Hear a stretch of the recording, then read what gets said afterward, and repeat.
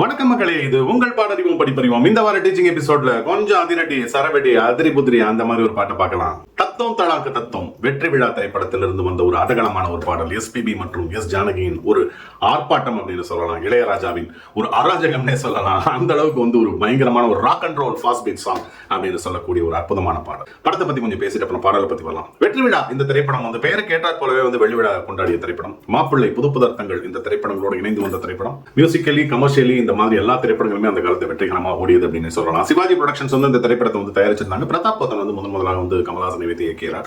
அமலா, குஷ்பு, ஒரு ஜனகராஜ், சலீம் கௌஸ் தான் வில்லனா அறிமுகப்படுத்துறாங்க. ராதா ரவி இந்த மாதிரி ஒரு மிகப்பெரிய நட்சத்திர பட்டாளம் இருந்தது. படத்தோட வெற்றிக்கு காரணம் அப்படின்னு சொன்னா பல காரணங்கள் இருக்கு. ஒன்று பாடல்கள், இன்னொன்று கிரிப்பிங் ஸ்கிரீன் பிளே, மூன்றாவது அந்த ஒரு ஆக்ஷன் சீக்வன்ஸ். விக்ரம் தர்மா தான் கமலோட ஆஸ்தான அந்த ஒரு ஆக்ஷன் அந்த ஸ்டண்ட் மாஸ்டர்னு சொல்லுவாங்க இல்லையா அவர். பாடல்கள், நடனம் அப்படின்னு கூட சொல்லலாம். நிச்சயமா இதெல்லாம் இந்த படத்திற்கு ஒரு மிகப்பெரிய வெற்றிக்கு காரணம் அப்படின்னு சொல்லலாம். முதல் பாதி முழுக்கவே கமல்ஹாசன் அவர் ஐடென்டிட்டியே இருக்காது. அவர் யாருன்னு அவருக்கே தெரியாது. நமக்கே கொஞ்சம் குழப்பமா இருக்கும். திடீர்னு ஏதாவது ஒரு ஸ்டீஃபன் ராஜ்னு சொல்லுவாங்க, திடீர்னு வெற்றிவேல்னு சொல்லுவாங்க. இந்த ராதா ரவி சொல்றப்பதான் தெரியும் அவர் யார் அப்படிங்கிறது. தன்னை யார் அப்படின்னு சொல்லிட்டு முதல்ல கோவால தான் ஆரம்பிக்கும் படம். யாருன்னு சொல்லிட்டு ஒரு தேடலோட திருப்பி சென்னைக்கு வராங்க. அந்த இடத்துல தான் அந்த பாடல் வருது.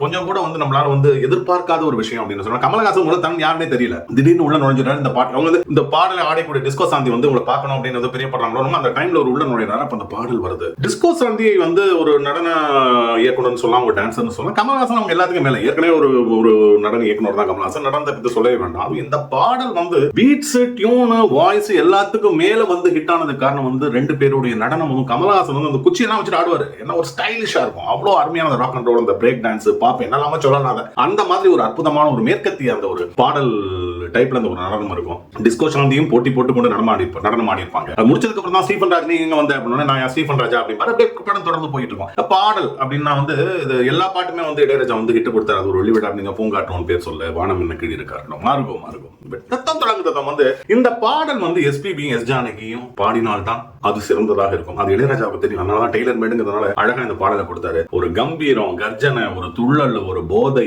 மயக்கம், ஒரு அலட்சியம், திமுரு எல்லாம் சேர்ந்த கலவை தான் எஸ்பிபி அண்ட் எஸ் ஜானகியோட வாய்ஸ் அப்படின்னு சொல்லலாம். ஸ்டார்டிங்ல அந்த பேஸ் கிட்டார் ஒன்று ஆரம்பிக்கும். அதுக்கப்புறம் ஒரு கீபோர்டு அப்படியே வரும். அப்படியே புடிச்சு தள்ளுற மாதிரி இளையராஜா அப்படியே ஆர்ப்பரிப்பார் எல்லாரையும். இதெல்லாம் அந்த 7.1 டால்பியில கேட்டா எப்படி தெரியுமா இருக்கும். அப்பெல்லாம் அந்த வசதி கிடையாது. அப்படி ஒரு பீட்ஸ் அப்படின்னா அந்த சாங் அப்படி எழுந்து நின்று துள்ளி குதித்து ஆடணும், ரெண்டு பேரும் அடிக்கணும் அப்படிங்கிற மாதிரி உணர்வை கொடுக்கக்கூடிய ஒரு பாடல் அப்படின்னு சொல்லணும். உருகத்தான் தழுவத்தான் அத்தான் அப்படி அப்படின்னு சொல்லிட்டு வாலி அப்படியே நெளிஞ்சு எழுதிப்பாரு. என்னெல்லாமோ அழகான வரிகள் எல்லாம் போட்டு எஸ்பிபி அந்த ஒரு கணீரா இருக்கட்டும், குரல்ல அவர் காண்பித்திருக்கிற அந்த மாடுலேஷனா இருக்கட்டும், இதெல்லாம் இன்னும் இந்த மாதிரி பாடல்கள் நம்மள பாட வைக்குது, இன்னும் கேட்க வைக்குது அப்படின்னு சொல்லலாம். ஜானகி மேடத்தை பத்தி கேட்க வேண்டாம். அவ்வளவு அழகாக இசை ஞானி இளையராஜா இந்த பாடல் கொடுத்திருந்தாரு. ஒரு கிரிப்பிங் சாங், ஒரு வைப்ரண்ட் சாங் அப்படின்னா நிச்சயமாக தத்துவம் தளாங்கு தத்துவம் யாராலும் இந்த பாடல் ஆகா அந்த பாட்டை பாடுறதுக்கான ஒரே ஒரு விஷயம் என்னன்னா நல்ல சத்தம் போட்டு வாயை திறந்து பாடணும், கடிச்சு பாடணும், கத்திரக்கூடாது. அவ்வளவுதான். அது ஒண்ணுதான் வித்தியாசம். ஸ்டைலிஷான சாங். இதை கத்துக்கிறதுங்கிறது உண்மையிலேயே அது ஒரு வித்தியாசமான அனுபவம் தான். மெலடி அப்படிங்கிறது ஒரு அனுபவம், கிளாசிக்கல் சாங் கத்துக்கிறதுங்கிறது ஒரு அனுபவம். இந்த மாதிரி ஒரு ராக் அண்ட் ரோல் சாங், ஒரு ஸ்டைலிஷா, ஒரு ஃபாஸ்ட் பீட்டா, அதாவது இந்த வார்த்தைகள் கடகடன்னு வரப்போ வார்த்தைகள் பிறழக்கூடாது, நாக்கு பிறழக்கூடாது. எனக்கு இப்ப சொல்றதுக்கே கொஞ்சம் கஷ்டமா இருக்குது. அந்த மாதிரி பாடணும் இந்த பாடல் அப்படின்னு சொல்லணும். வெற்றி விழா அப்படிங்கிறது எல்லோருக்குமே வெற்றி அப்படிங்கிறது ஒரு கனியாகத்தான் இருக்கும். அந்த வெற்றி கனியை தேடி பறிப்பதற்காகத்தான் எல்லோரும் இருக்கிறோம். எல்லோருடைய வாழ்க்கையிலும் இசை என்ற வெள்ளம் பரவட்டும், இன்பம் பெருகட்டும். பாடறிவோம் படிப்பறிவோம். இது கடவுள் அமைத்த மேடை. நன்றி மக்களே.